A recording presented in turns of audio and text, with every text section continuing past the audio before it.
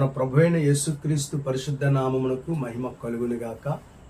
ప్రభువుతో ప్రతి ఉదయం అనే కార్యక్రమాన్ని చూస్తున్న మీ అందరికీ ప్రేమపూర్వక వందనాలు తెలియజేసుకుంటూ ఉన్నాను. ఈ దినమంతా దేవుడు తన కృప మీకు అనుగ్రహించి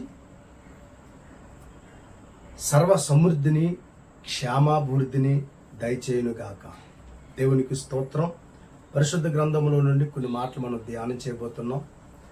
దేవుని పిల్లలారా, మరి ఉదయకాల సమయంలో దేవుని మాట వినడం వల్ల మనకి కలిగే ఆశీర్వాదములు.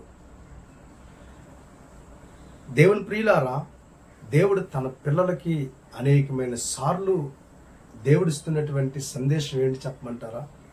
మీరు నా మాట వింటే, మీరు నాకు లోబడితే, మీరు నా చట్టాన్ని నా విధులను మీరు గౌరవిస్తే, ఇదిగో మీ జీవితంలో మీరు ఎప్పుడు ఊహించినంత అద్భుతమైనటువంటి ఆశీర్వాదాలు నేను మీకు అనుగ్రహిస్తాను అని ఎప్పటికప్పుడు దేవుడు ప్రతి దినము కూడా తన పిల్లలతో మాట్లాడుతూనే ఉంటూ ఉన్నాడు. దేవుని బిడ్డలారా, మరి దేవుడు ఆయన మాట వింటే గొప్ప ఆశీర్వాదాలు తన పిల్లల కోసం దాచిపెట్టారు. మరి ఆ ఆశీర్వాదాలు మనం పొందుకోలేకపోవడానికి గల కారణం, మనం చాలా విషయంలో తప్పిపోతూ ఉన్నాం ఆయన మాట వినే విషయంలో. అందుకే సమాధానం కోల్పోవడము, లేకపోతే సాక్ష్యాన్ని కోల్పోవడము, లేకపోతే మేలులు మన జీవితంలో జరగకపోవడము, ఇలా కొన్ని మన జీవితంలో ఎందుకు అది ఎదురవుతూ ఉన్నాయంటే, చాలా సందర్భాల్లో మనం ఆ దేవుని మాటని వినకుండా ఆయన వాక్యాన్ని, ఆయన మాటని మనం కొట్టివేయడం ద్వారా, ఆయన మాటలు మనం లెక్క చేయకపోవడం వల్ల, మనం ఆయన చెప్పుతున్నట్టుగా మనం ప్రవర్తించకపోవడం వల్ల మన జీవితంలో మనం మేలులు పొందుకోలేకపోతున్నాం. కనుక దేవుని వాక్యంలో ప్రభు చెప్పారు, మీరు నా మాట వింటే మీ జీవితంలో ఏ లోటు లేకుండా చేస్తాను అని.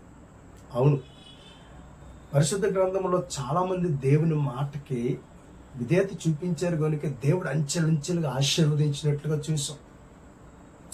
కొందరు ఆయన మాట వినలేదు కనుక రోజు రోజు దిగజారిపోయినట్టుగా కూడా చూస్తున్నాం. నిజమే కదా, మన ఆధ్యాత్మికమైనటువంటి జీవితంలో కూడా మనం ప్రభువుతో నడిపించబడుతున్నప్పుడు, ఎక్కువ ప్రార్థనా జీవితం కలిగి ఉన్నప్పుడు, వాక్యానుసారంగా మనం నడిపించబడుతున్నప్పుడు ఎంత ధైర్యంగా, ఎంత సంతోషంగా, ఎంత ఫ్రీగా, ఎంత మరి భక్తి చేసేవారు. అప్పుడప్పుడు ఎప్పుడైతే దేవుని మాటను కాదని మనకున్న బిజీ షెడ్యూల్ బట్టో, లేకపోతే లోక సంబంధమైన ఆకర్షణల వల్ల మరి దేవుని మాటను ధిక్కరించేటప్పుడు చూడండి, అంచెలంచెలుగా ఒకప్పుడు చక్కగా ప్రార్థన చేసుకునేవాడిని, ఒకప్పుడు ధైర్యంగా ఉండేవాడిని, ఒకప్పుడు భక్తి చేసేవాడిని, ఈరోజు భక్తి చేయలేకపోతున్నాను, ప్రార్థన చేయలేకపోతున్నాను అని అంటూ ఉంటారు చాలామంది. గల కారణం ఏంటి అనగా, దేవుని మాట వినకుండగా దేవుని మాటని ధిక్కరించడం వల్ల, లోకానికి మరి ఆకర్షించబడ్డం వల్ల, మరి దేవుణ్ణి విడిచిపెట్టడం వల్ల మరి నష్టాలు కలగడం వల్ల దినదినము కూడా ఏమైపోతుంటే తగ్గిపోతూ అభివృద్ధి పరచవలసినటువంటి వ్యక్తి రోజు రోజు ఏమవుతున్నట్టంటే దిగజారే స్థితికి వచ్చేస్తాడు. కనుక అందుకనే ఈ ఉదయకాల సమయంలో దేవుని మాటలు వినడం ద్వారా మనకు ఆశీర్వాదాలు ఉంటాయి. అవి లేకపోతే కొండలు ఎత్తమని ప్రభు చెప్పట్లా, బండలు ఎత్తమని చెప్పట్లా. ఆయన మాట విని దాని ప్రకారంగా ప్రవర్తించండి చాలు అంటున్నాడు ప్రభు. మన ఆధ్యాత్మికమైనటువంటి జీవితంలో అది మనకి చాలా ఒక్కొక్కసారి భారంగా అనుకుని విడిచిపెడుతున్నాం. కనుక మన దైనందిన జీవితాల్లో, చాలామంది జీవితాల్లో దేవునికి ఆశీర్వాదాలు పొందుకోలేకపోతున్నాం.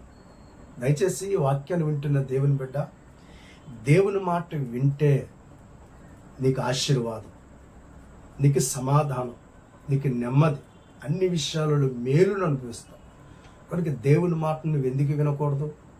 కనుక ఆయన మాట వినే విషయంలో నువ్వు శ్రద్ధాభక్తులు చూపినట్లయితే అంచెలంచెలుగా దేవుడు ఆశీర్వదిస్తాడు.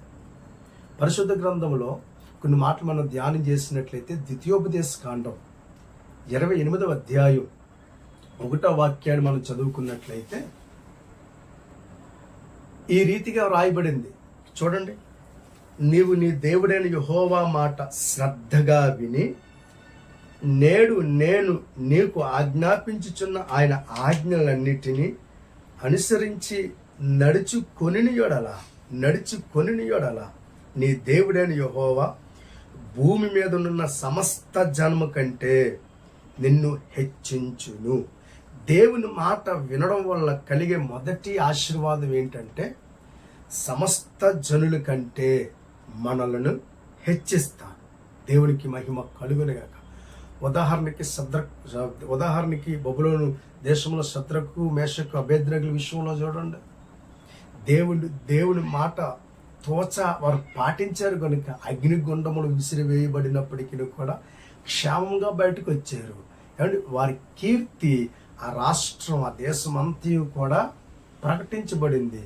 అంత మాత్రమే కాదు, దానియేలు యొక్క జీవితంలో కూడా మరి ఇట్టి శాసనం అమలు చేయబడుతున్నప్పటికీ కూడా దేవుని మాట వినే విషయంలో ఏమాత్రం కూడా మరి అతడు హద్దు మీరలేదు కనుక సింహాల భూమిలో వేసినప్పటికీ కూడా దేవుడు అతన్ని తప్పించాడు కనుక దానియేలుని ఆ రాజ్యములు హెచ్చించినట్లుగా దేవుని వాక్యంలో చూస్తున్నాం. చూసారా, ఇక్కడ శద్రకు, మేషకు, అబేద్నెగోల జీవితంలో ఒక అద్భుతమైనటువంటి స్థితిలో వారు ఉంచబడ్డారు. దానియేలు కూడా హెచ్చించబడుతున్నట్లుగా దానియేలు గ్రంథంలో రాయబడింది. కనుక దేవుని మాటని వినేవారిని దేవుడు ఏం చేస్తాడంటే హెచ్చిస్తూ ఉంటాడు. కనుక ఈ ఉదయకాల సమయంలో దేవుని మాట మనల్ని ఏం చేస్తుందంటే ఆశీర్వదిస్తుంది. కనుక ఆయన మనల్ని ఏం చేస్తాడు? హెచ్చిస్తాడు. రెండవదిగా మనం చూసుకున్నట్లయితే దేవుని మాట వినడం వల్ల రెండవది ఆయన మనకి విజయాన్ని అనుగ్రహిస్తాడు. 28వ అధ్యాయం 7వ వాక్యం మనం చదువుకున్నట్లయితే నీ మీద పడు నీ శత్రువులను యెహోవా నీ ఎదుట హతమగునట్లు చేయును. వారొక త్రోవను నీ మీదకి బయలుదేరి వచ్చి ఏడు త్రోవల నీ ఎదుటి నుండి పారిపోదురు. చూసారా, అంటే దేవుని బిడ్డలారా, శత్రువు మరి నిన్ను జయించడానికి వచ్చినప్పటికీ కూడా, నిన్ను పోరాడడానికి వచ్చినప్పటికీ కూడా ఆ విషయంలో దేవుడు నీకు ఏం చేస్తాడంటే విజయాన్ని దయచేస్తాడు. శత్రువుని జయించేటువంటి విజయం. మనకి లోకంలో శత్రువులు ఎవరు లేరు, కానీ పత్రికలో రాయబడింది కదా, పత్రికల్లోని పౌలు భక్తుడు జ్ఞాపకం చేస్తారు. మనకు శత్రువులు ఎవరున్నారో ఈ లోక సంబంధమైనటువంటి మనుషులతో కాదు మనం పోరాడేదని.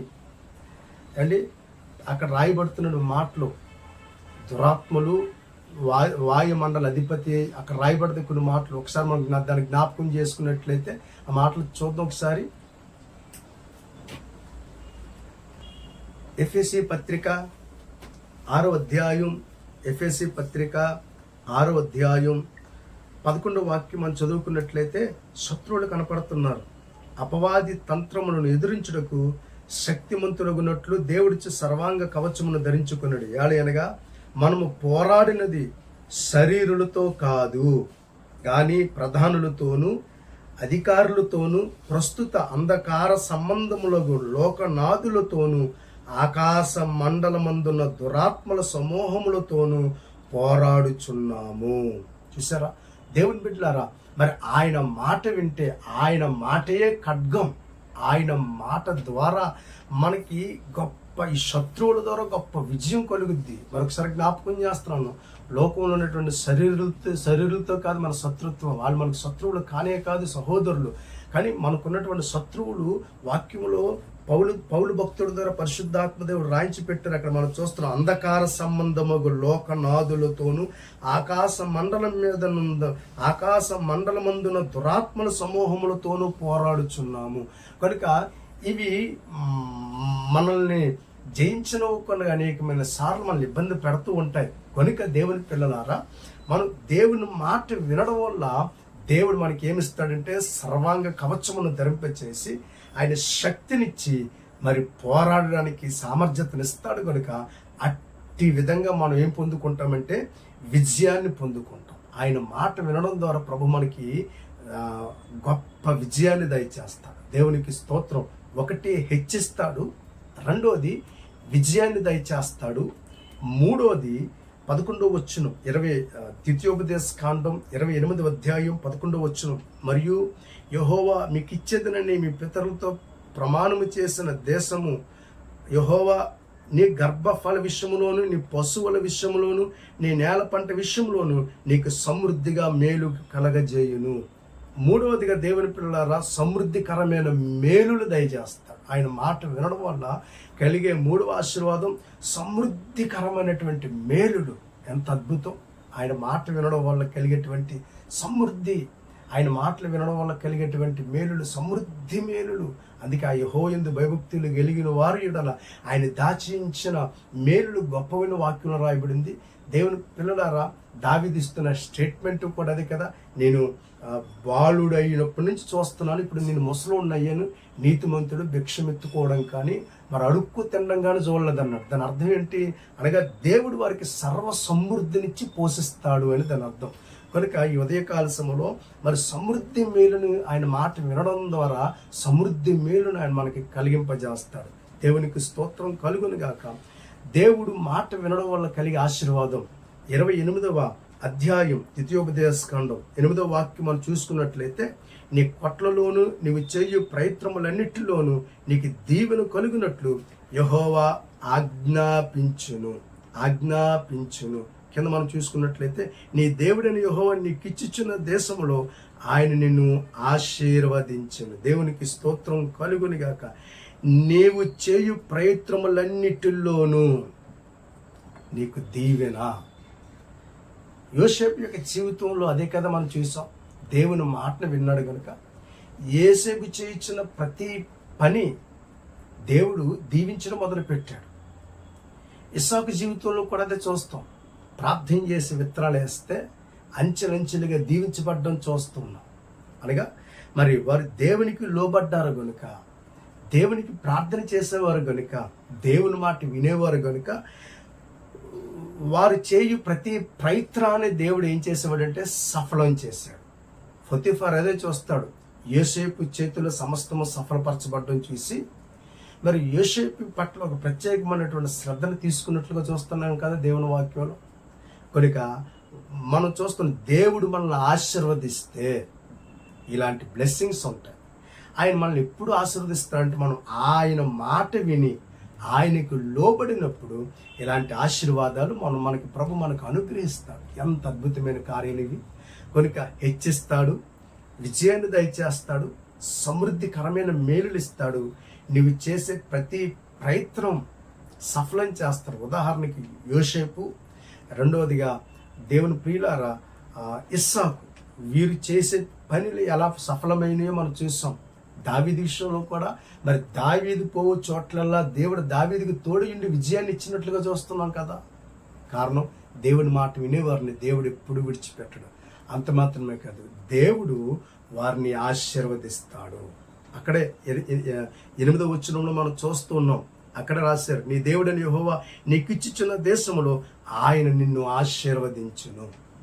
ఆశీర్వాదాలు ఎలా వస్తాయి?